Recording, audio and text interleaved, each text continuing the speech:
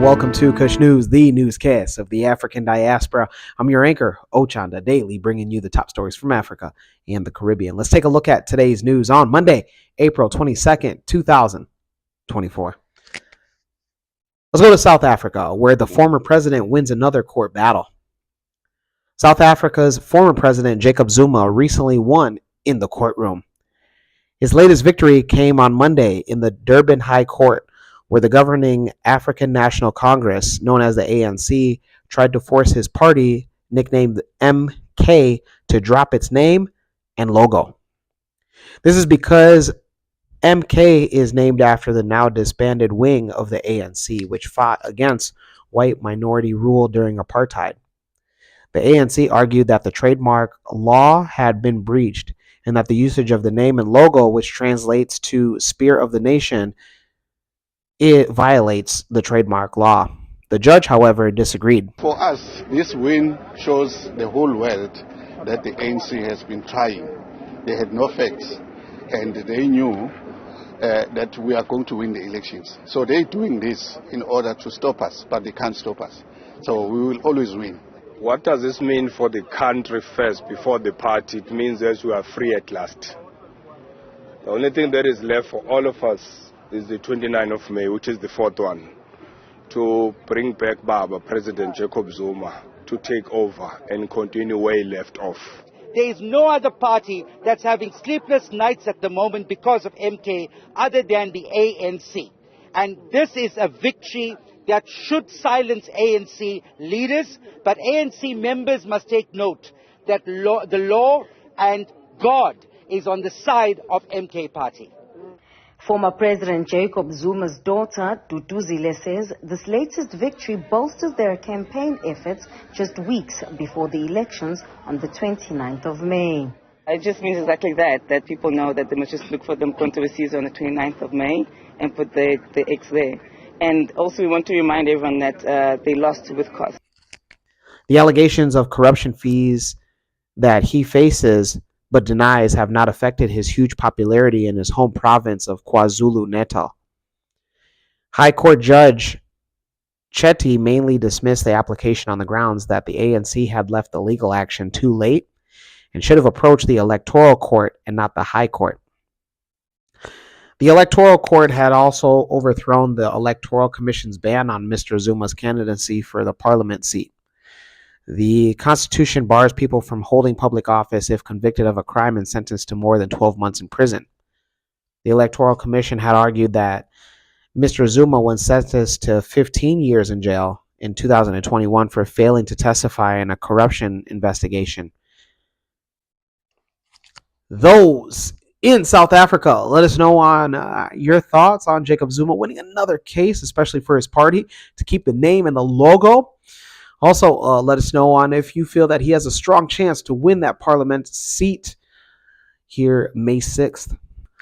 Let's go to our Kenyan Kush News affiliate, Godwin, where he details Kenya witnessing funeral services for its top general. Godwin? President William Ruto led the country in giving the late Chief of Defense Forces, CDF, General Francis Ogola, a befitting send-off. General Ogola was laid to rest at his Alego home in Siaya County in a colorful ceremony complete with a 19-gun salute. President William Ruto said the country had lost a great military leader who served his country with passion and unwavering commitment. I have full confidence that General Omenda and the team he has appointed to make sure that all details are laid bare on the accident that took away the life of General Ogola. He described General Ogola as a consummate military officer, a passionate commander, and a patriot of great humility and integrity. And I want to assure the country that the KDF, our Kenya Air Force, have the requisite integrity and professionalism to make sure that there will be no shroud of doubt on what happened to General Ogola. Speaking during General Ogola's burial service at Obama Kogelo Primary School, President Ruto said he was proud to have appointed and worked with the fallen CDF. The president assured the country of a thorough investigation on the cause of the accident that claimed General Ogola's life and 9 others in the Kenya Defense Forces. However, the president said the days of extrajudicial killings and political assassinations are long gone. There shall never be again extrajudicial killings or political assassinations.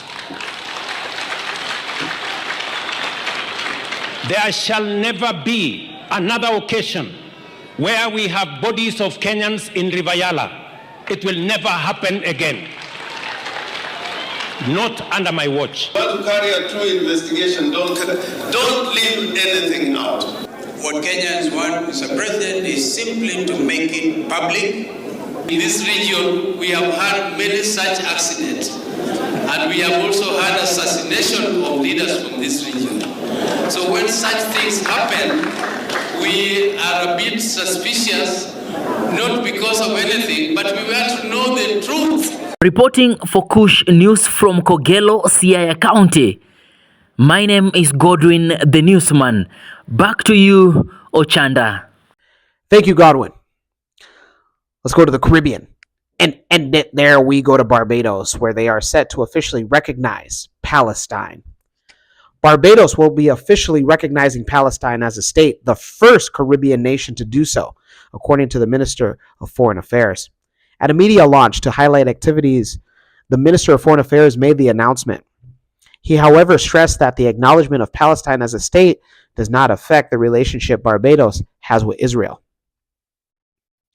The Foreign Affairs Minister also stressed that Barbados has always maintained that the United Nations should recognize that there should be a two-state solution. He disclosed that Barbados had formal talks with the state of Palestine in September of last year before the start of the war between Israel and Hamas. Recognizing Palestine as a state would be huge for the Middle East nation, especially where they are at in this war with Israel. Those in Barbados. Wow. Let us know if you saw this coming.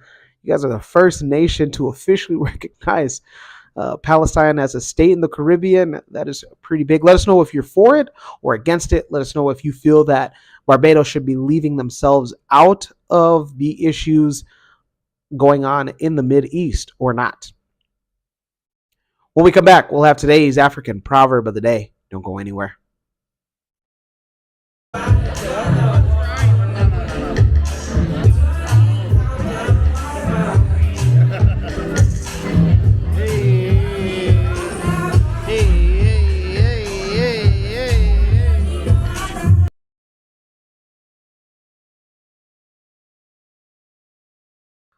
Welcome back. Let's take a look at today's African proverb of the day, and it comes to us from Kalenjin, specifically the Nandi. What's going on, you guys? And it reads, the bulls cannot stay in the same cowshed. Once again, the bulls cannot stay in the same cowshed. Nandi proverb. You know, how I interpret this is that, usually bulls are pretty aggressive. And naturally, you wouldn't want to keep them in the same shelter because it can lead to further issues. So the same thing with like those of you that have friends that have pretty strong personalities. You probably don't want them hanging out as much or on specific topics. Like, for instance, let's say you're planning a trip. You probably only want to have 1 or 2 of those strong personalities commenting on where that trip should be and how that trip should be handled. Or just maybe even just have like a Zoom meeting so that way they are not in the same location. Tempers flare.